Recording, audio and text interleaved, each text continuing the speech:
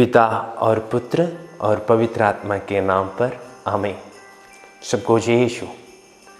प्रभु कृष्ण में प्यारे भाई और बहनों, हम बड़े हर्षोल्लास के साथ आगमन काल में प्रवेश कर चुके हैं।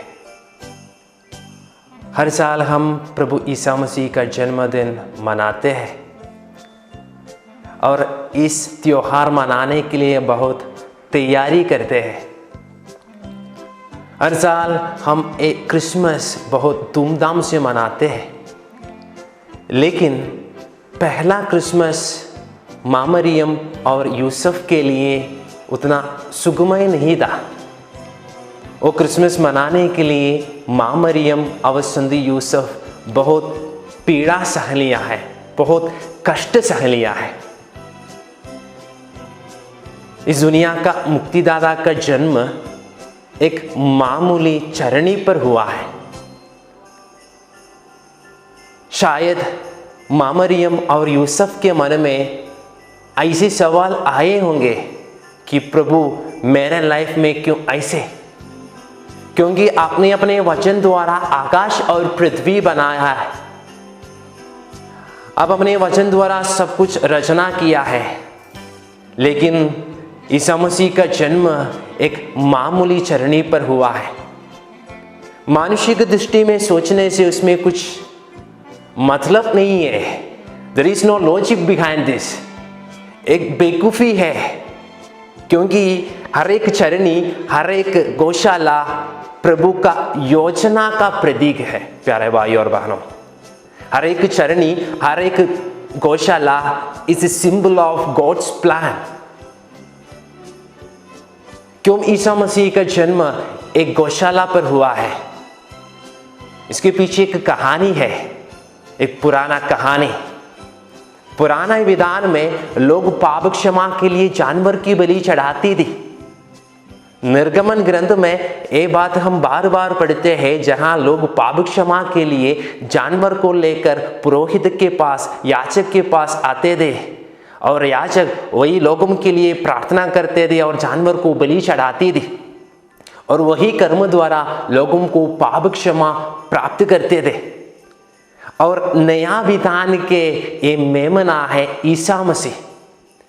इसलिए यूहन्ना के सुसमाचार में यूहन्ना बपतिस्ता ईसा मसीह को देखकर इस प्रकार कहते हैं, देखिए ईश्वर का मेमना, Lamb of God who takes away the sins of the world।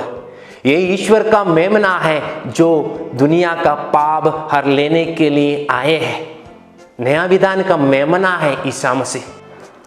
प्रेरित चरित्र अध्याय 1 पद संख्या 18 में हम इस प्रकार पढ़ते हैं, आप लोग निर्दोषक और निष्कलंक मेमने अर्थात यीशु मसीह के रक्त द्वारा शुद्ध किया जाता है।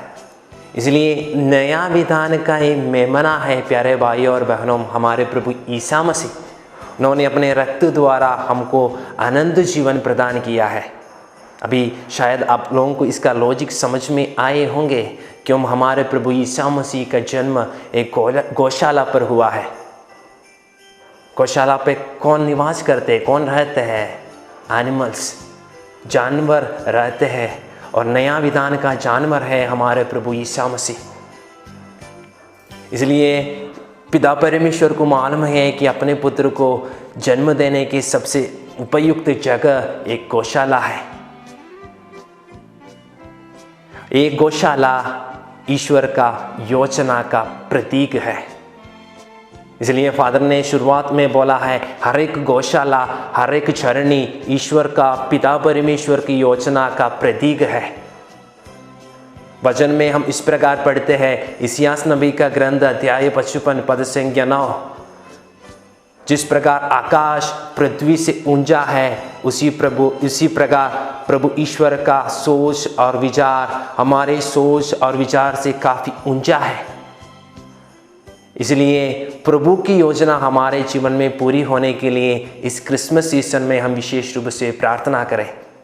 जब हमारे लाइफ में दुख तकलीफ आते हैं, परेशानियां आते हैं, हम प्रभु से कंप्लेन करते हैं, क्यों प्रभु मेरा लाइफ में ऐसे हो जाते हैं। लेकिन कभी कभी हम ये बात भूल जाते हैं कि इसके पीछे ईश्वर का एक योजना है। हमारे सुगमय भविष्य की योजना, a bright and wonderful plan of God behind every suffering. तो प्यारे भाई और बहनों, जैसे कि हम इस आगमन काल के लिए तैयार कर रहे हैं, विशेष रूप से इस कृपा के लिए हम प्रभु से प्रार्थना करें ताकि हम ईश्वर की योजना समझ सकें और उस योजना के अनुसार अपना जीवन व्यतीत कर सकें। पिता और पुत्र और पवित्र आत्मा के नाम पर आमीन।